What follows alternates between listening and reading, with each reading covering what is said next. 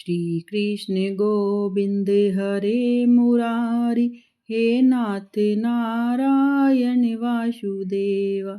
जय श्री कृष्णा दोस्तों, आज हम सुनेंगे वैशाख मास कथा अध्याय 2 और बांदरी की कहानी जो वैशाख मास में सुनी जाती है।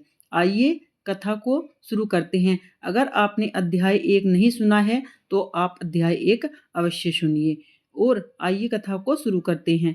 नारद जी कहते हैं, वैशाख मास में धूप से तपे और थके मांदे ब्राह्मणों को सर्वनाशक सुखद पलंग देकर मनुष्य कभी जन्म मृत्यु आदि के क्लेशों से कष्ट नहीं पाता। जो वैशाख मास में पहनने के लिए कपड़े और बिछावन देता है, यानी बिछाने के लिए जो कपड़े यानी बिस्तरा देता है, उसी जन्म में सब भोगों से संपन्न हो जाता है और समस्त पापों से रहित हो ब्राह्मण निर्वाण मोक्ष को प्राप्त होता है। जो तिनके की बनी या अन्य खजूर आदि के पत्तों की बनी हुई चटाई दान करता है, उसकी उस चटाई पर भगवान विष्णु शयन करते हैं। चटाई देने वाला बैठने और बिछाने आदि में सब ओर से सुखी रहता है। जो सोने के लिए चटाई कंबल देता है, वह उतने ही मात्र से मुक्त हो जाता है। निंद्रा से दुख को नाश होता है, निंद्रा से थकावट दूर होती है और वह निंद्रा चटाई पर सोने वाले सुख पूर्वक आ जाती है। धूप से कष्ट पाए श्रेष्ठ ब्राह्मण को जो सूक्ष्मतर वस्त्र दान करता है, वह पूर्ण आयु और परलोक में उत्तम गति को पाता है। जो पुरुष ब्राह्मण को फूल और रोली देता है, वह लौकिक भोगों को भोग करके मोक्ष को प्राप्त होता है। जो खस कुश और जल से वासित चंदन देता है, वह सब भोगों में देवताओं को सहायता पाता है तथा उनके पाप और दुख की हानि होकर परमानंद की प्राप्ति होती है। वैशाख के धर्म को जानने वाला मनुष्य जो गोवर्धन और कस्तूरी का दान करता है, वह तीनों पापों से मुक्त होकर परम शांति को प्राप्त होता है। जो विश्रामशाला बनवाकर प्याऊ सहित ब्राह्मणों को दान देता है, वह लोगों को अपदित होता है।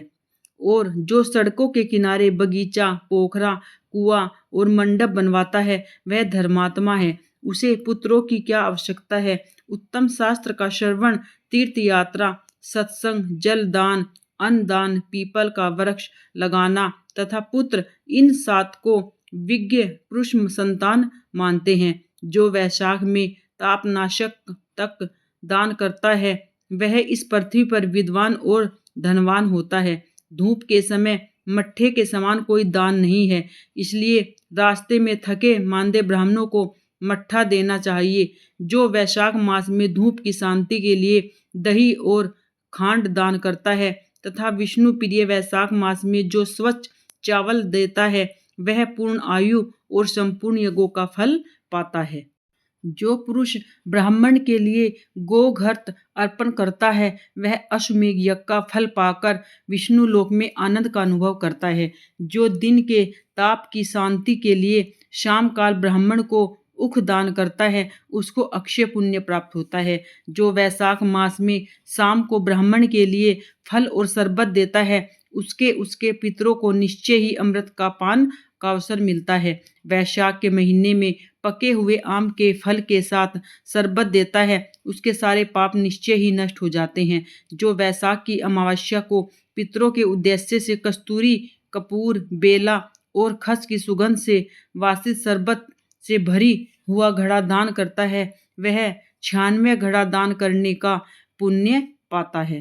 वैशाख में तेल लगाना, दिन में सोना, कांसे के पात्र में भोजन करना, खाट पर सोना, घर में नहाना, निश्चित पदार्थ खाना, दोबारा भोजन करना तथा रात में खाना, ये 8 बातें त्याग देनी चाहिए। जो वैशाख में व्रत का पालन करने वाला पुरुष पदे में भोजन करता है, वह सब पापों से मुक्त हो विष्णु लोक में जाता है। जो विष्णु भक्त पुरुष वैशाख मास में नदी स्नान करते हैं, वह 3 जन्मों के पापों से निश्चय ही मुक्त हो जाते हैं। जो प्रातःकाल सूर्योदय के समय किसी समुद्री नदी में स्नान करते हैं, वह 7 जन्मों से पापों से तत्काल छूट जाते हैं। जो मनुष्य 7 गंगाओं में से किसी एक में उस काल में स्नान करता है, वह करोड़ों जन्मों में उपार्जित किए हुए पापों से भी निसंदेह मुक्त हो जाता है। गंगा, गंगा, गोदावरी, यमुना, सरस्वती, कावेरी, नर्मदा और वैनी में ये 7 गंगाएं कही गई हैं। वैशाख मास में आने वाली जो प्रातःकाल बावलियों में स्नान करते हैं उसके महापातकों का पाप नाश भी हो जाते हैं। कंद, मूल, फल, शाक, नमक, गुड़, बेल पत्र, जल और तक्र का जो भी वैशाख में दिए जाता है वह सब अक्षय हो जाता है। ब्रह्मा आदि देवता भी बिना दिए हुए कोई वस्तु नहीं पाते हैं। जो दान से हीन वह निर्धन होता है। अतः सुख की इच्छा रखने वाले पुरुष को वैशाख मास में अवश्य दान करना चाहिए। सूर्य देव के मेष राशि में स्थित होने पर भगवान विष्णु के उद्देश्य से अवश्य प्रातःकाल स्नान करके भगवान विष्णु की पूजा करनी चाहिए। कोई महर्षि नामक एक राजा था जो कामनाओं से आसक्त अजेंद्रिय था। वह केवल वैशाख स्नान के योग से समस्त वैकुंठ धाम को चला गया। वैशाख मास में देवता भगवान मधुसूदन, अतएव वह सफल मास है। वैशाख मास में भगवान की प्रार्थना का मंत्र इस प्रकार है।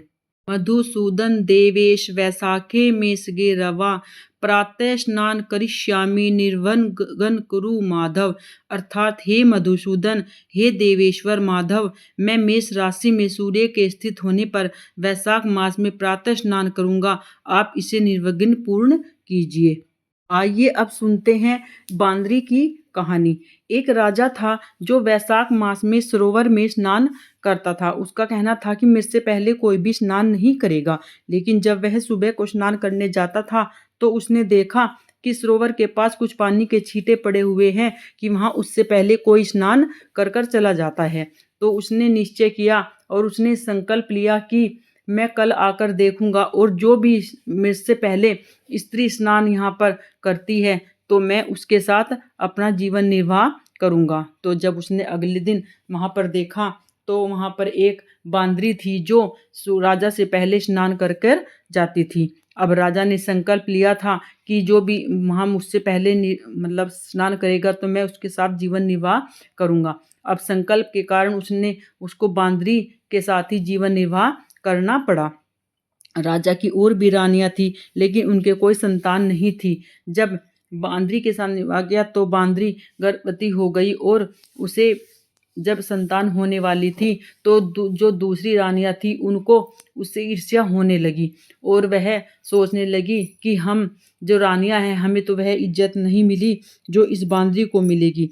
तो उन्होंने एक षड्यंत्र रचा बांदरी के खिलाफ और जब बांदरी का प्रसव होने वाला था तो उन्होंने राजा को कहीं दूर भेज दिया और वहां पर जब बांदरी का प्रसव हुआ तो उसने एक स्वस्थ बालक को जन्म दिया और उन्होंने बालक को एक टोकरी में रखकर नदी में बहा दिया और वहां पर एक पत्थर रख दिया।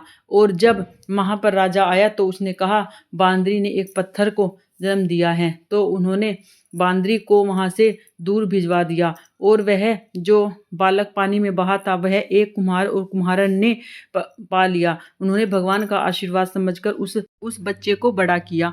और फिर एक बार घनघोर की पूजा हो रही थी तो कुम्हार का जो वो लड़का पाला था वो 108 घड़े लेकर और कुछ खाने की गोलियां लेकर वह बाहर जंगल के बगीचे के सामने बैठ गया। वहीं पर उसी टाइम 100 जो क्या नाम राजा था उसकी 108 कन्याएं वहां पर घनघोर की पूजा करने के लिए आई। तो उन जो उनकी कन्याएं थी उनको प्यास लगने लगी। वह उन लड़के से बोलने लगी कि हमें पानी पिलाओ, लेकिन उसने मना कर दिया। उसने बोला पहले एक एक गोली खाओ और मेरे चक्कर काटो तब मैं आपको पानी पिलाऊंगा। तो उन्होंने पानी की प्यास लगी थी, उन्होंने एक एक गोली खाती गई और उसके चक्कर लगाती गई। इस वजह से वह सब गर्भवती हो गई और वो चक्कर लगाने से फेरे लेने से उनकी शादी हो गई। तब राजा को इस बात का पता चला तो उन्होंने कुम्हार के पास गए कि तुम्हारे लड़के ने मेरी लड़कियों से शादी की है, अब तुम्हें इन्हें अपने घर पर रखना पड़ेगा। तो कुम्हार बोला कि मैं तो खुद इतना गरीब हूँ, अपना निर्वाह बड़ी मुश्किल से करता हूँ, मैं इनका निर्वाह कैसे करूँगा और कहाँ रखूँगा। तब राजा ने कुम्हार को बहुत सा धन दिया और अपनी बेटियों का कन्यादान किया और उन्हें वहाँ पर रखा। फिर जब उसके कुम्हार के पास बहुत सारा धन हो गया और उसकी 108 बहुएं आ गई और 108 भी पोते भी हो गए, फिर उनने पूरे गांव वालों को निमंत्रण दिया और खाने पर राजा और उसकी रानियों को भी बुलाया। तब खाने पर बांदरी के अलावा उस राजा की सभी रानियां आई।